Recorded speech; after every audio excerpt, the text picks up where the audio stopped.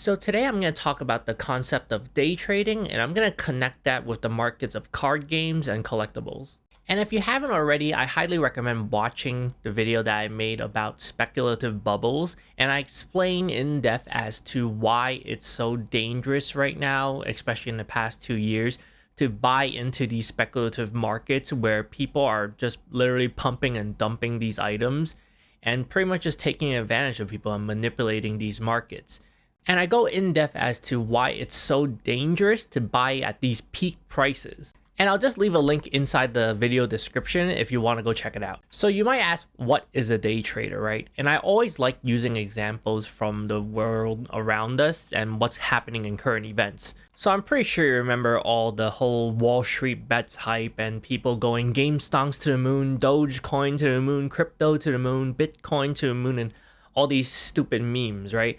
And then out of nowhere, I'm pretty sure we've all seen it around your social network or around other people's social network or even acquaintances. I've touched on this in my previous videos where I want you to pay attention to. Remember all those friends and people that you know that were talking about how Bitcoin was going to go to the moon, how they're putting money in it and everyone should as well too. Do you remember all those people? And do you notice how none of them talk about it anymore?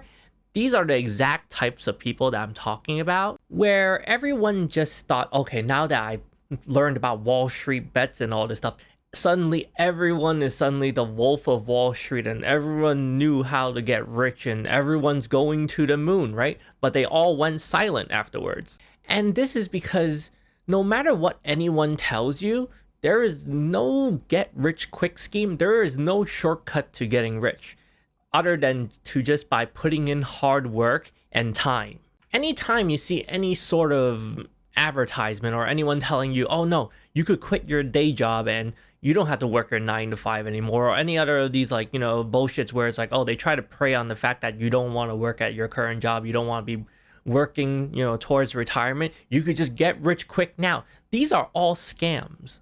And tying back to the concept of what is day trading, right? Day trading pretty much for most people is gambling. To just kind of explain it simply without going too in-depth about finances, what it is people are buying and selling things.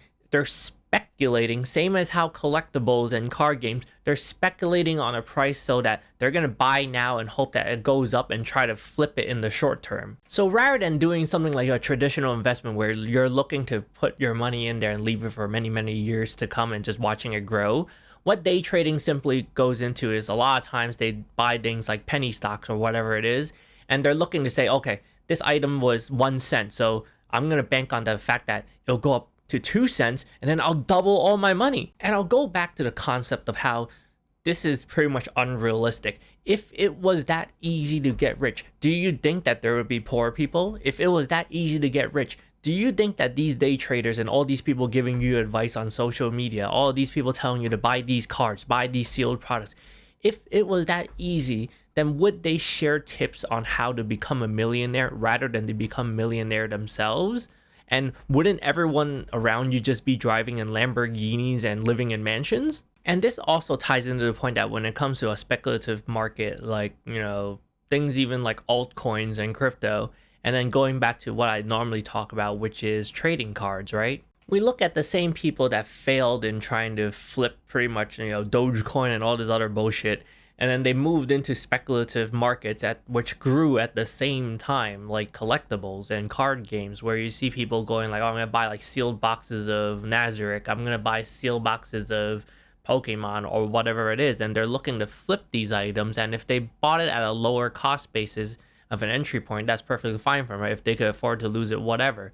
But now the prices on all of these things are so high that if you're not financially well off and established and you're buying into these items because people are hyping it up, you're pretty much day trading and you're pretty much gambling and speculating on these items will go up, but you're not realizing that these markets are so volatile. And since it's so highly speculated on, and how I talked about in my previous video on the dangers of buying at these peak prices, you don't realize that you're pretty much day trading and gambling. And there's a lot of examples and news stories, if you just look it up, where people that try to day trade end up committing suicide because I repeat this over and over again, the concept of spending money that you don't have and losing money that you cannot afford, which most of the time also again ties back to being financially established and being able to pretty much have portfolios, have assets that are outside of these collectibles and card games where you're already invested in your future, and this is only a small portion of the money that you could afford to lose. And in the financial markets, people ruin their lives because they invest money that they don't have by using options like margins, for example, right? And that kind of ties back to the collectibles markets where you're not, is unregulated, right? So there's not really options like that. But instead of using margins, you're ending up using things like your credit cards, for example. People are spending money that they don't have and money that they can't afford by taking out loans, using credit cards. I don't know, like using money that they should have been using to pay off other things, but instead they're using it to invest in these card games and collectibles because they heard from so and so, or they see all these stock prices and it's going like causing them to fall into FOMO and going like, oh man, these are only going to go up. If I don't buy now, then I'm going to miss out. But I want you to realize, for the people who watch my videos and want to learn something from it, when you could connect things like finance and investing to actual other markets like hobbies, like collectibles and card games, is that there's no shortcuts to success and there's no shortcuts even to pretty much making it in life and making money, right? There's nothing but just time and pretty much putting in the hard work and actually knowing these markets. Can you succeed in these markets like, collectibles and card games? Yes. But you have to put a lot of time and dedication to it, and you actually have to be able to assess and analyze the risk associated with it. And you're not assessing the risk associated even when you tie it to yourself if you're not financially established. If you have less than probably $500,000 to your name, you're renting a place and you're barely even making ends meet, and you're thinking about investing in card games, then you're probably not assessing the risk associated to investing in these things. And people like to throw around the number of, oh, you need $1 million to retire. Realistically, most people probably will not even have $1 million by the time that they retire. And most of the time, if you think about it realistically, $1 million is probably still not enough for you to even retire comfortably, to be honest, if you factor in inflation and everything else. And this is already in 2022 where it's already not enough. Of course, there's variables like, depending on what state you live, as well as, what your cost of living is and maybe the type of lifestyle that you lead.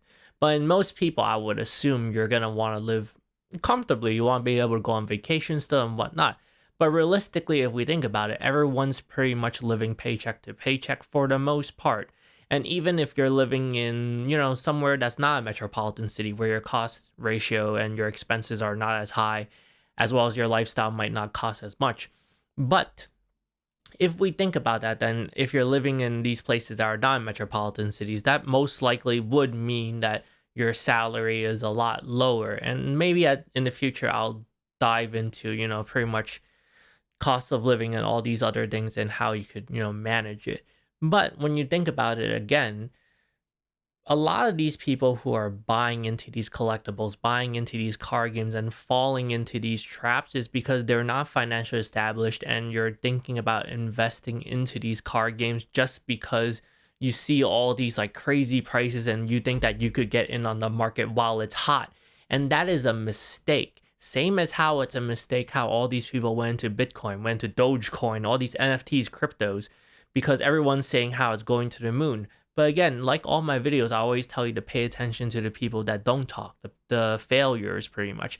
You cannot base your success purely on whoever made it big, right? Okay, someone like, Elon Musk made it big and he became rich and you think that you could do the same.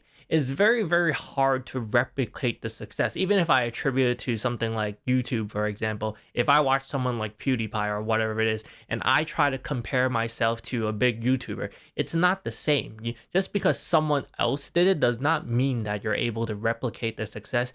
And in the YouTube stratosphere, for example, right, you see so many people try to replicate the same type of videos, but they don't achieve the same level of success because that's just not how things work, regardless of what market you look at, regardless of anything else in life that you could draw a parallel to. And I probably talked about this in a lot of my previous videos where when it comes to card games and collectibles, a lot of people make the mistake of pretty much pricing their cards based on whatever is the highest price that they see. If they see a Charizard sell for $40,000, they see a Black Lotus sell for, I don't know, $60,000 or whatever it is. You think that by you buying whatever it is right now, no matter how high the cost is, you think that you'll be able to sell it for these same prices. Weiss Schwarz, for example, you see an Albedo or whatever it is, Black Label sold for $2,000 or whatever price, right? And you buy one at like, $2,000 and you think, oh, I'm going to be able to sell for the same price, so it'll go for $2,500 or whatever it is. That's a fallacy, and it's a very, very big mistake when you think about these things. And you could connect that back to investing markets where people see, oh, that guy made a killing off of Bitcoin. And then so if I buy it now, I'm going to make a killing too. And which is why a lot of your friends have went completely silent about crypto and Bitcoin and all this other bullshit. It's because you don't realize that a lot of these people that made it big were one-off chance, and it just so happened that these things happen where, that's like saying that someone won the lottery and you're going to continue to buy lottery tickets because someone else won it, so I could win it too. And I talk about a lot of these things because they're pretty much traps for poor people to try to think that they could replicate this same type of pretty much success when a lot of times these are just random one-off chances and luck has to play a lot of role into these things. And I just want you to realize that if you're looking to get out of your financial situation, if you're looking to build wealth, there's no magic pretty much formula to do it. Even in the investment market, pretty much, there's no magic formula to it. And in most cases, most people do not even need a financial advisor and do not need to even have a managed portfolio and pay fees for it. Most people are probably better off just putting their money in their retirement funds, their index funds, and S&P 500s or whatever it is, or even just like mutual funds rather than just paying an advisor. Most people that are well off probably don't even need an advisor anyways. So I just want you to keep this in mind and realize that there's no shortcuts to success no matter what you're looking at, whether it's a job, whether it's investing, whether it's buying and selling, whatever it is. Anytime you see anyone pretty much offering you a get rich quick scheme and stuff like that, just realize that most of the time it's just scams. Again, I don't know, it's so obvious, but people just don't see it. I want you to realize that if someone is going to show you how to get rich, think about it long and hard. Think about it long and hard and just think about it. If they had a secret to doing it, wouldn't they be doing it themselves? And then you look at the person telling you these tips, it's like, all right, why are they working such a shitty job and trying to push it so hard onto you that you could make so much money off of it and spend that time to do it when they could just do it themselves? Think about that. It makes no sense. And tying this back to the concept of day trading, I just want you to realize that when it comes to timing things, you can't time things. If you try to time the market, trying to buy at like the perfect time, most of the time people get it wrong. And again, going back to the news stories of how most day traders do things like commit suicide and things like that, right? Is because they're trying to time the market. And unless you're especially savvy in it, and most people, even if you're in the industry, do not get it right all the time because there's no magic formula to it.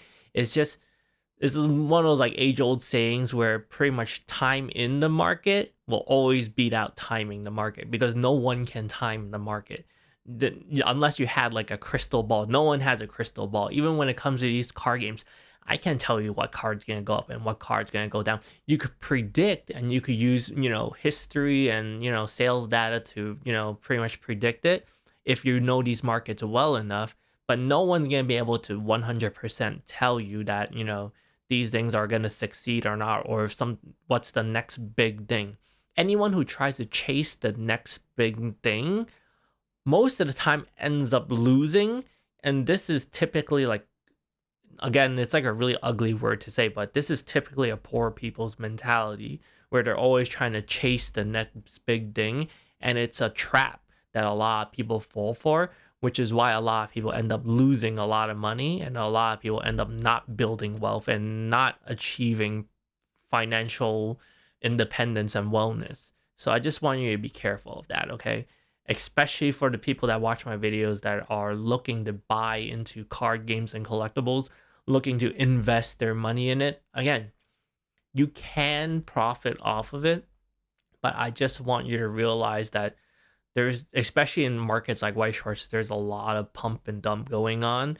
And I don't know how many times I could point out that there's a lot of people trying to drive attention to these items, and it's just so obvious. You just have to open your eyes and just see it and look beyond the fact that, oh, you can make money off of it or whatever it is. Just try to see these people for who they are, and then you'll realize that they're just trying to rope people into their own investment so they could profit off of it and dump it onto you. But thank you for watching and have a great day.